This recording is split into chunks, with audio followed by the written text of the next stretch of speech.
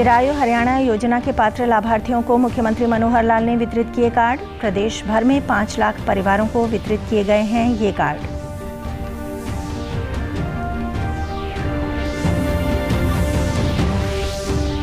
खेलो India youth games की तर्ज पर प्रदेश में होंगे खेलो हरियाणा यूथ गेम्स। 16 से 18 दिसंबर तक प्रदेश के 9 स्थानों पर होंगे मुकाबले।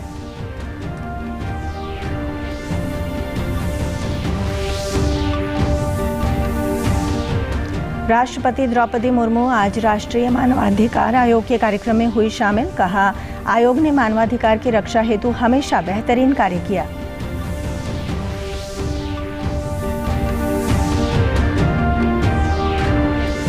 और G20 की अध्यक्षता से जुड़े पहलुओं पर प्रधानमंत्री नरेंद्र मोदी ने प्रदेश के राज्यपालों, मुख्यमंत्रियों और केंद्र शासित प्रदेशों के उपराज्यपालों के साथ की बैठक। नमस्कार, मैं ऋतु कौशिक। अब समाचार विस्तार से। प्रदेश के जरूरतमंद नागरिकों को स्वास्थ्य सुविधाओं का अधिकार प्रदान करने के दृष्टिगत आज मानवाधिकार दिवस पर मुख्यमंत्री मनोहर लाल ने चिरायु हरियाणा योजना के पात्र लाभार्थियों को चिरायु कार्ड वितरित किए।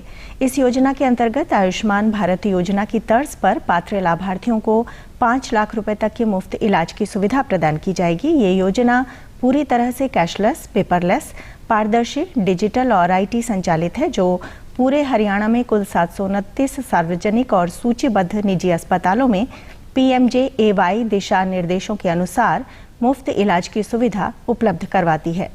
वीडियो कॉन्फ्रेंस के माध्यम से चिरायु कार्ड वितरण कार्यक्रम की शुरुआत करते हुए मुख्यमंत्री ने कहा कि 21 नवंबर 2022 को मानेसर से चिरायु हरियाणा योजना की शुरुआत की गई थी और महज 1 माह से भी कम समय में 2000 से अधिक व्यक्तियों ने इस योजना का लाभ उठाया है।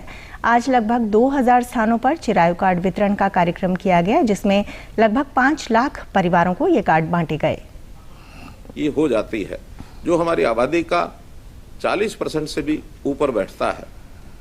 इस संख्या को जोड़ते हुए हमें लगभग 13.5 लाख परिवार ऐसे हैं जिसकी योजना अपने प्रदेश की ओर से ही बनानी है।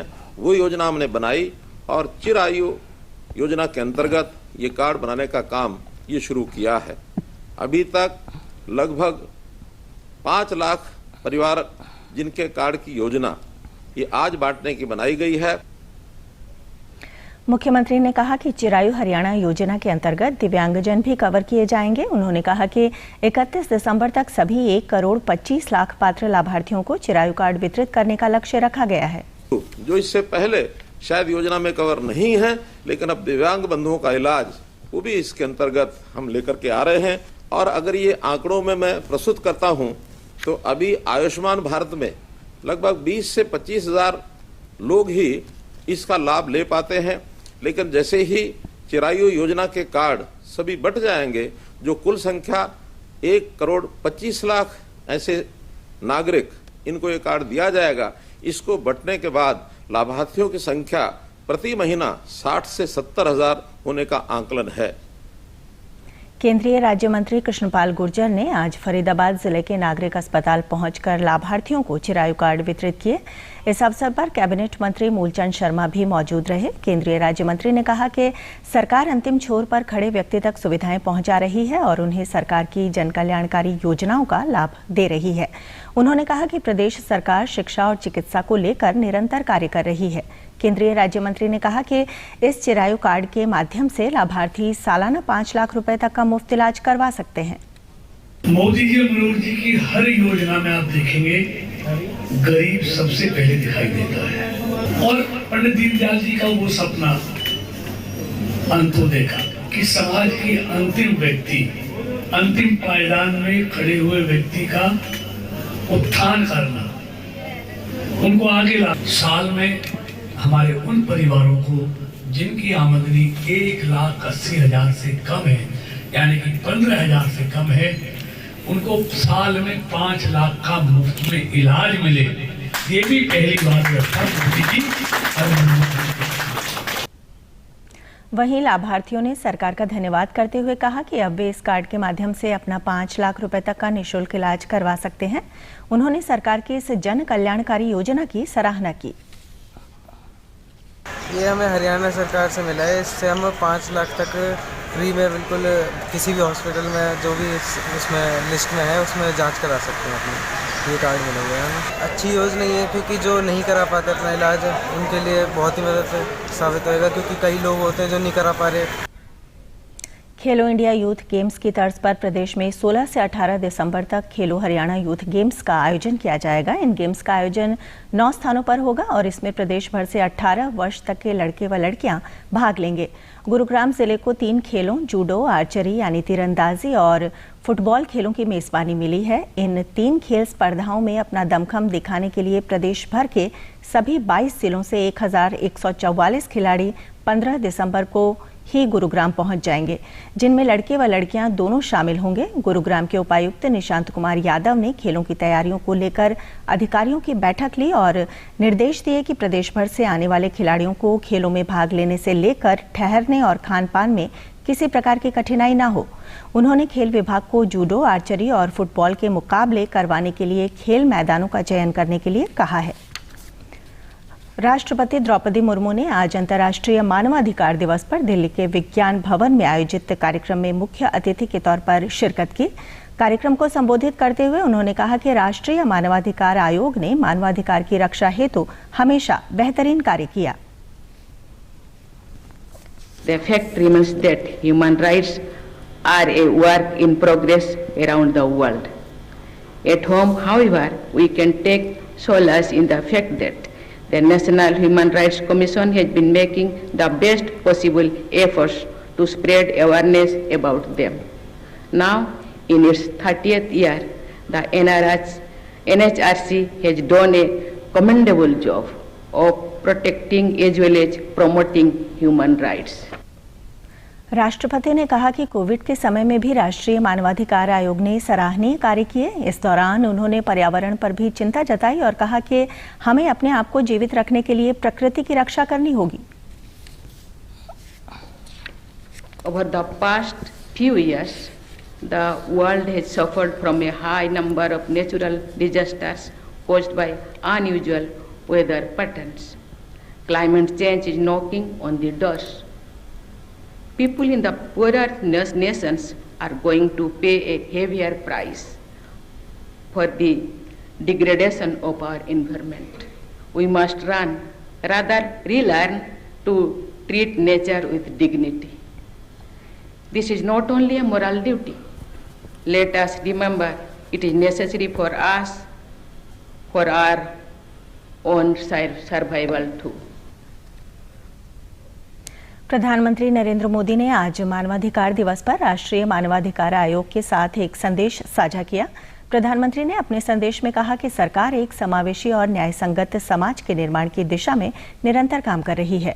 उन्होंने कहा कि सरकार निष्पक्षता सुनिश्चित करने के लिए सक्रिय और संवेदनशील है।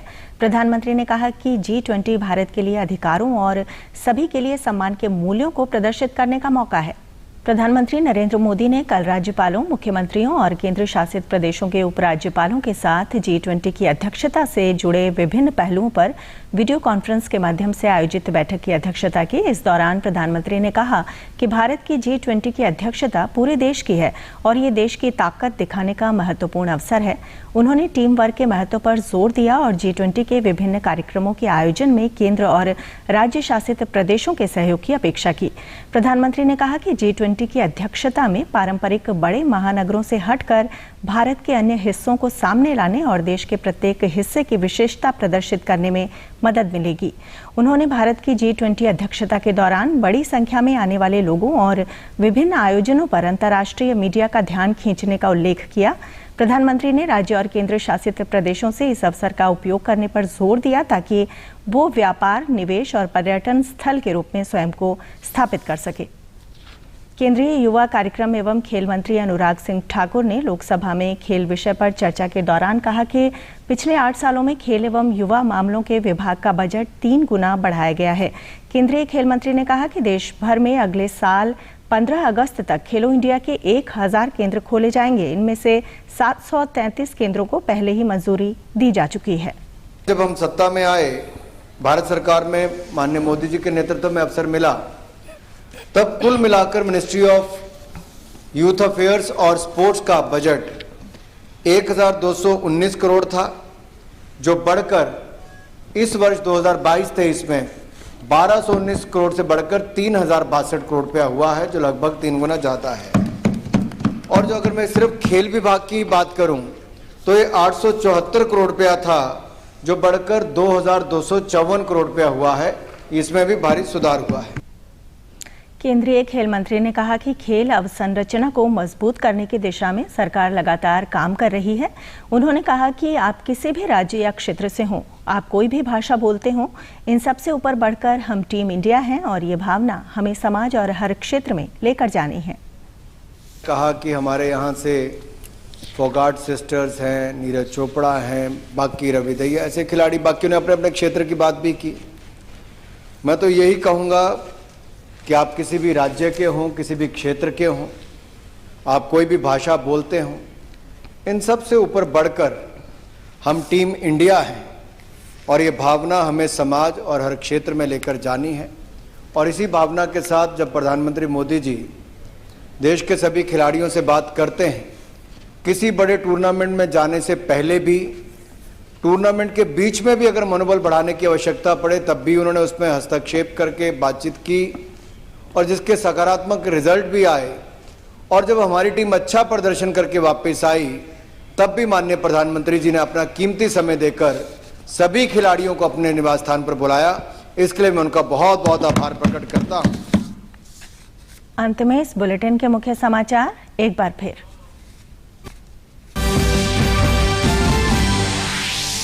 चिरायु हरियाणा योजना के पात्र लाभार्थियों को मुख्यमंत्री मनोहर लाल ने वितरित किए कार्ड। प्रदेश भर में 5 लाख परिवारों को वितरित किए गए हैं ये कार्ड।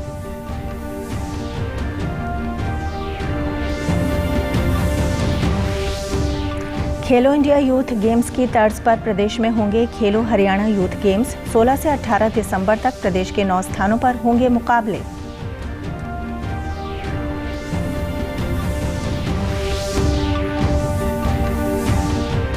राष्ट्रपति द्रौपदी मुर्मू आज राष्ट्रीय मानवाधिकार आयोग के कार्यक्रम में हुई शामिल। कहा, आयोग ने मानवाधिकार की रक्षा हेतु हमेशा बेहतरीन कार्य किया।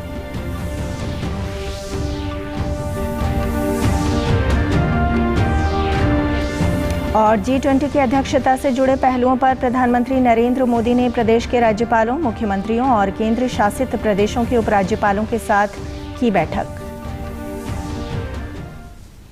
समाचारों में आज इतना ही। नमस्कार।